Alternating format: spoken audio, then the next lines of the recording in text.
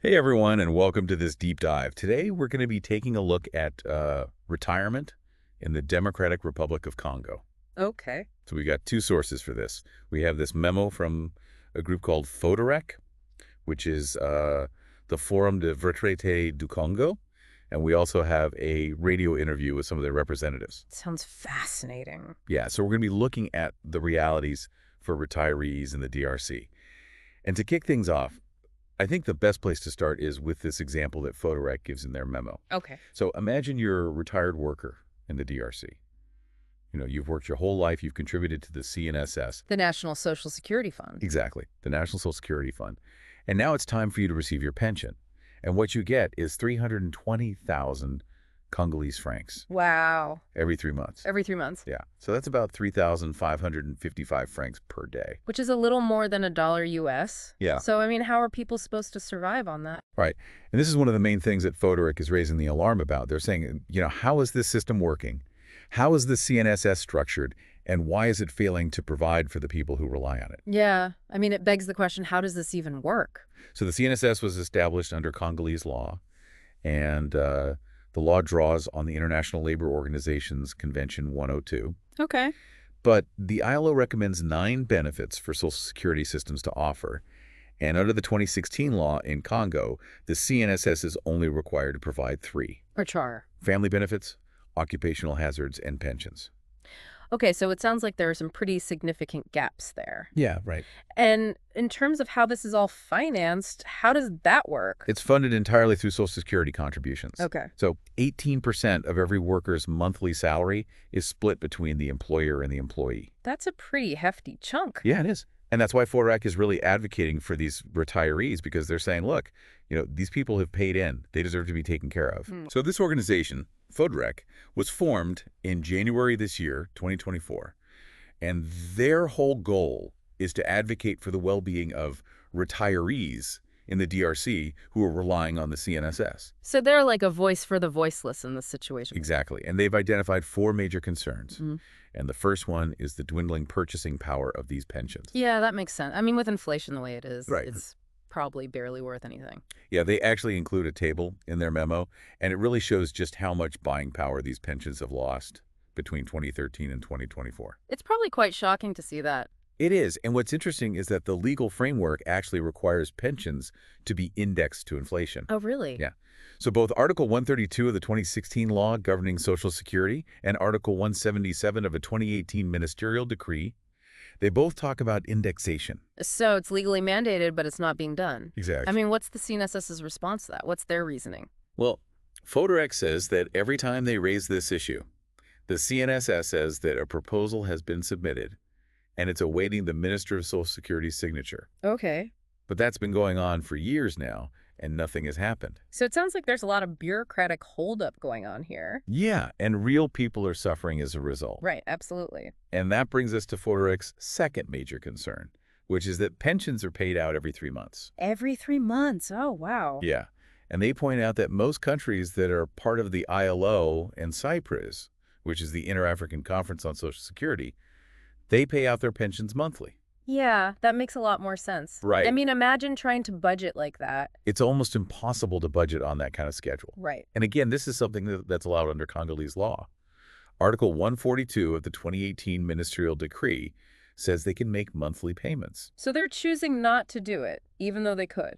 Yeah, and Frederick says that the CNSS is actually admitted to having the software in place to switch to monthly payments, but they're just not doing it. It's almost like they're deliberately making things difficult. Yeah, Okay, so we've got 2 pretty major issues already. right.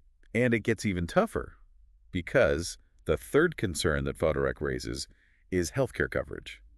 Oh, boy. Yeah, so when people retire in the DRC, they lose their health insurance. Even though they've been contributing their whole lives, Yeah. that's just cruel. It is, and it's especially difficult for those who can't afford private insurance, which is a lot of these people. Yeah, I mean, we're talking about people living on $1 a day. How are they going to afford private health care? It's a major problem. Yeah. And then the final concern that Fodorek raises is that retirees have no representation when it comes to the CNSS. No representation at all. No, so the board of directors is made up of representatives from the government, employers, and active workers. But no one representing the retirees themselves. No. And so Fordorek is calling for a change in the law so that there's a seat on the board for a retiree representative. That makes a lot of sense. They need someone there to fight for their interests. Exactly. So these are the major problems that retirees in the DRC are facing. And what we're going to do next is we're going to take a look at what Fodorek proposes as solutions to these problems. Okay. And it's actually a very thoughtful approach. They're not calling for radical changes overnight. They're being very realistic and offering some solutions that could really make a difference. I'm very interested to hear what they are. So let's dive into these solutions that Fodorek is proposing because they've really put forward some concrete ideas. Yeah, they have. And their first proposal focuses on pension revalorization. Okay, so basically trying to adjust those pensions to account for what they've lost in value. Exactly. Okay. And they have two options that they've outlined. The first one is to look at the difference between the initial purchasing power of a pension and its current value. So basically, you take into account all the currency depreciation over the years. So it's like trying to make them whole for what they've lost over time. Right, and then you adjust the pension to make up for that. It sounds complicated to calculate, but I guess it would be the fairest way to do it. Yeah. And then their second option is to implement annual adjustments based on inflation. Oh, so like if inflation is 10% this year, pensions go up by 10%. Exactly. So that way, pensions are always keeping pace with the cost of living.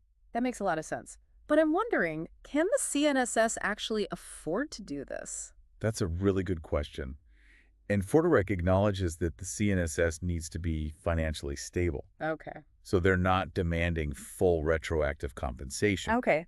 They're saying, let's look forward. Let's make sure that retirees are protected from future losses. So it's a more pragmatic approach. Right. All right. And what about those quarterly payments? What are they proposing to do about that?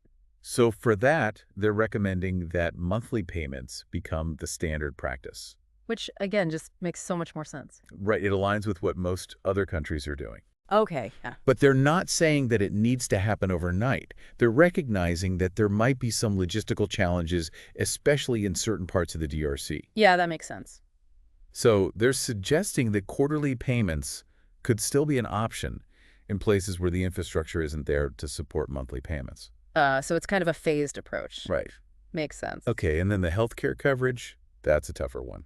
Yeah, because it goes beyond just the CNSS. Right. So what are they suggesting there? Their proposal is to work with the Ministry of Health. Oh, okay. Yeah, they want to see if there's a way to integrate retirees into the universal health coverage program. So a more collaborative solution. Exactly. And then finally, to address the lack of representation on the CNSS board. Yeah, what about that? They're calling for a legal amendment to guarantee a seat for a retiree representative. Right. So they have a voice at the table when decisions are being made. Exactly. So these are all very thoughtful proposals, and they really address the key concerns that Fodorek has identified. But the big question now is, what happens if nothing changes? What are the consequences of inaction? And to really get a sense of the human impact of this, I think we need to turn to that radio interview that we mentioned. Yeah, let's hear what the retirees themselves have to say. So we've talked about the challenges and we've talked about some potential solutions, but what if nothing changes? What are the consequences if these issues continue to be ignored? I think to really understand that, we have to go back to that radio interview and listen to the voices of the retirees themselves, because they paint a pretty stark picture of what life is like when you're trying to survive on a pension that's barely enough to cover your basic needs. Yeah, it's one thing to talk about statistics and policies. It's another thing to hear from the people who are actually living this reality every day. Exactly. And in that interview, you can hear the frustration. You can hear the desperation. They're talking about having to choose between food and medicine, about the stress of waiting 3 months for a pension payment that's barely enough to last a few weeks. It really highlights the human cost of this situation. Yeah, and beyond the individual impact, there are also wider social and economic consequences to consider. Right. I mean, if a large portion of the population is struggling to make ends meet, it can lead to social unrest. Absolutely. It can erode social cohesion and create instability. And from an economic perspective, if retirees don't have money to spend it, it can hurt the economy as a whole. Yeah, you have less consumer spending, businesses suffer, and it can even impact job creation. And then there's the healthcare issue.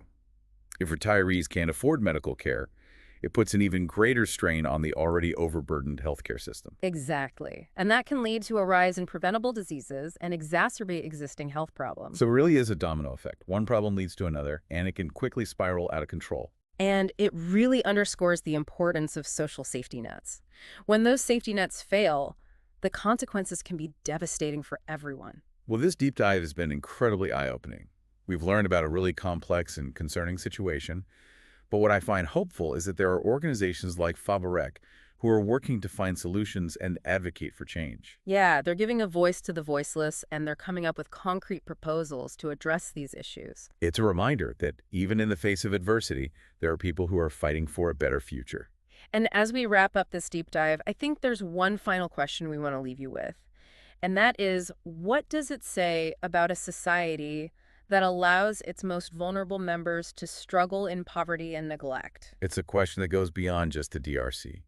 It's a question that every society needs to grapple with. Because ultimately, the fight for social justice is a global one. We are all interconnected, and the choices we make impact not just ourselves, but people all over the world. So as you go about your day, we encourage you to think about what you've learned today.